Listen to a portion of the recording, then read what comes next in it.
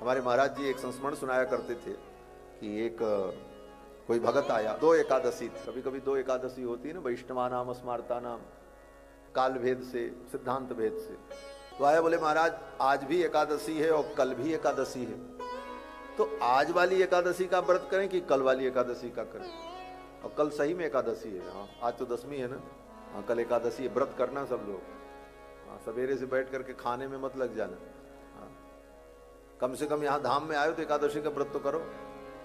एकादशी का व्रत करने से भगवान की भक्ति बढ़ती है, भगवान की भक्ति मिलती है, भगवान के चरणों में प्रेम बढ़ता है। इसलिए एकादशी का व्रत तो जरूर करना चाहिए। कल एकादशी, और एकादशी में तो अगर व्यक्ति अन्न खाता है तो बिना पाप किए पापी हो जाता। क्यों? बोले एकादशी के दिन सब पाप आकर के अन्न में बैठ जाते हैं। ये एकादशी तिथि जब आई ना, तो जितने पाप थे सब चिल्लाने लगे, कहां जाएं, ये एकादशी तिथि हमको भस्म कर देगी, बचने की कोई जगह नहीं है। तो सारे पाप भगवान के पास गए। बोले महाराज हम कहां जाएं? तो भगवान ने कहा अब आज एकादशी है, तुम कहीं भी जाओगे तो बच नहीं पाओगे, एकादशी तिथि तुम्हें भस्म कर देगी। तो पापों ने कहा कोई जगह बताओ जहां हम जाकर के बच जाएं। तो भगवान ने कहा जाओ अन्न में जाकर के बैठ जाओ।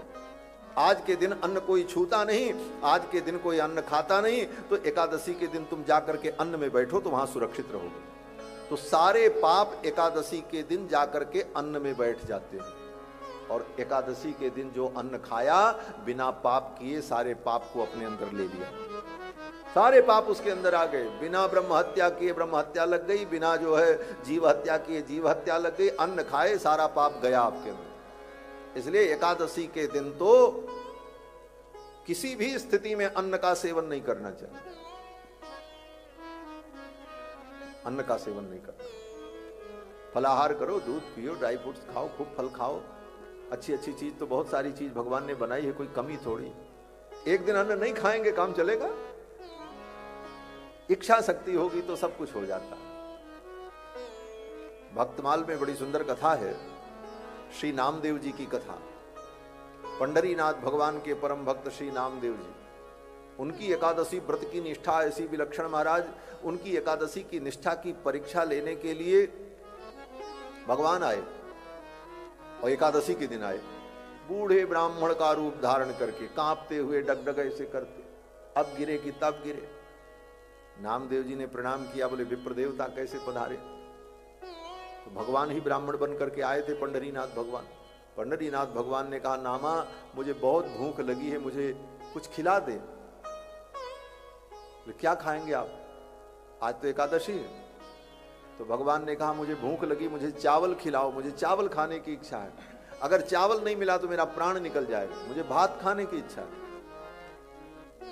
नामदेव जी ने कहा विप्र देवता मैं आपको प्रणाम करूं, आज तो मैं आपको भात और चावल दाल नहीं खिला सकता। आप फलाहार कहो तो खिलावें, फल खिलावें, मेवा खिलावें, दूध पिलावें, लेकिन अन्न तो मैं नहीं दे सकता, मैं तो अन्न छू भी नहीं सकता, आज तो एकादशी है। भगवान ने कहा नहीं हम तो खाएंगे।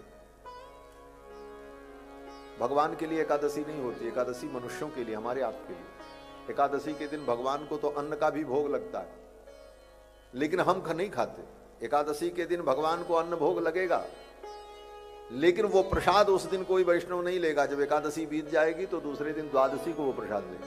तो भगवान के लिए तो कोई एकादशी नहीं होती, एकादशी तो भक्तों के लिए होती। भगवान ने कहा हम तो खाएंगे, हमको खिलाओ, हमको भूख लगी। नामदेव जी ने कहा आज तो किसी कीमत पे हम आपको अन्न नहीं दे सकते। बूढ़े ब्राह्मण के रूप में आए हुए भगवान ने कहा तब तो मैं मर जाऊंगा, अगर अन्न नहीं मिला तो मेरे प्राण चले जाएंगे। नामदेव जी ने कहा अब जी करके करोगे भी क्या, बूढ़े हो ही गए हो, मर जाओ तो ठीक ही है।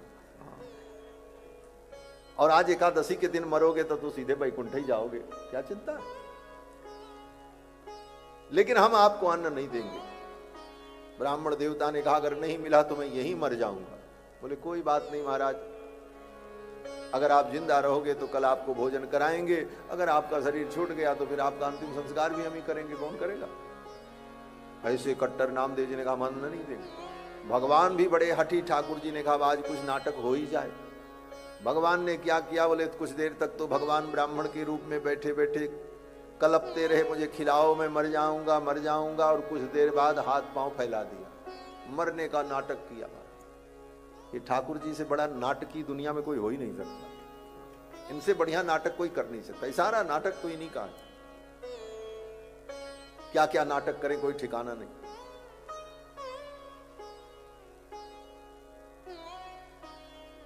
हमारे अयोध्या में एक महात्मा जी थे, श्री घनश्याम दास जी महाराज। तो भगवान के सामने जब बैठे मंदिर में, तो भगवान से बड़ा प्रेम उनका स्नेह था। ठाकुर जी को कुछ खरी खोटी सुनाते भी थे। तो हम लोग जाएं तो कहते थे, देखो अपने तो ब्याह करके दुल्हन को लेकर के बैठे हैं मंदिर में, हम लोगों को वैराग्य का उपदेश करते हैं, दुनिया से विरक्त रहो, इनसे पूछो ये नाटक किस लिए है। और फिर कहा करके रोते थे, बड़े प्रेमी थे महात्मा। तो ठाकुर तो अपने भक्तों के भक्त, उनको कुछ भी कह लेते हैं, सुन लेते हैं, ये इनका अपना विषय है।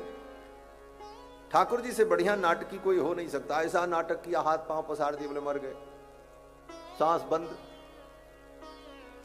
अब नामदेव जी बेचारे बैठे, एकादशी का दिन, ले ब्राह्मण मेरे द्वार पे आके मर गया, मैं कुछ कर नहीं सका, मन में ग्लानि हुई। बोले कोई बात नहीं, आज एकादशी थी, अवस्था भी हो ही गई थी ब्राह्मण की, आज शरीर छूटा, वो भी व्रत किए हुए, कुछ बिना खाए, इसको तो वैकुंठ ही मिला होगा। हाँ, लेकिन तब तक नारद भगवान ने सबको प्रेरणा दे दी, जितने वहां के ब्राह्मण थे सब चले आए, विद्वान बड़े बड़े वैदिक लोग, सब वैदिक ब्राह्मणों ने आकर के कहा, नामा तेरे दरवाजे पर ये ब्राह्मण भोजन मांग मांग करके मर गया, तू इसे भोजन नहीं दे सका, धिक्कार है तुझे। अगर इसे भोजन मिल जाता तो इसके प्राण बच जाते, और अगर प्राण बच जाते तो कितनी एकादशी का व्रत आगे करता, लेकिन एक एकादशी के चक्कर में तूने इस ब्राह्मण को मार डाला। अब कहने वालों के पास तो तर्क बड़े विलक्षण होते, किसी भी बात को गलत और सही सिद्ध करने के लिए तर्क की केवल जरूरत है। अगर तर्क सटीक है तो किसी भी बात को आप अच्छे ढंग से प्रस्तुत कर दो, लोग मान लेगा हाँ यही ठीक है। लोगों ने कहा अगर ये जिंदा रहता तो आगे कितनी एकादशी करता, कितने धर्म कर्म करता, और एक एकादशी के चक्कर में इस ब्राह्मण को मार डाला, भोजन नहीं दिया, तुमको तो ब्रह्म हत्या लग गई। अब तो नामदेव जी बड़े दुखी, सब ब्राह्मणों ने कहा तुमको ब्रह्म हत्या लग गई। अब ब्राह्मण लोग जो निर्णय कर दें, वेद शास्त्र के आधार पर सबको मानना ही पड़ता। ब्राह्मणों ने कहा तुमको ब्रह्म हत्या लगी, इसका प्रायश्चित करना होगा। नामदेव जी ने कहा क्या प्रायश्चित होगा? बोले प्रायश्चित यही है, इस ब्राह्मण को गोद में लेकर के तुम चिता में बैठो, इसका भी अंतिम संस्कार हो और इसी के साथ तुम भी जलो, यही प्रायश्चित। नामदेव जी ने कहा ठीक है, अगर ऐसी बात है तो यही करेंगे, हमें स्वीकार है। एकादशी बीती। अब महाराज एकादशी के बाद अब उनके अंतिम संस्कार की तैयारी हुई, चिता लगी, समाज के लोग आए, पूरे पंढरपुर के बड़े बड़े विद्वान ब्राह्मण सब एकत्रित हो गए। नामदेव जी ने उस ब्राह्मण को गोद में उठाया, वो तो भगवान ही थे, पंढरीनाथ भगवान, लिया, चिता पर चढ़ने चले। भगवान सांस बंद किए पड़े हुए हैं, मरने का नाटक कर रहे हैं। धीरे से आंख खोल करके भगवान ने देखा, अरे ये नामा तो स्वयं मरेगा, हमको भी जलाएगा आज, ये नाटक लगता है अब तो गड़बड़ होने वाला है।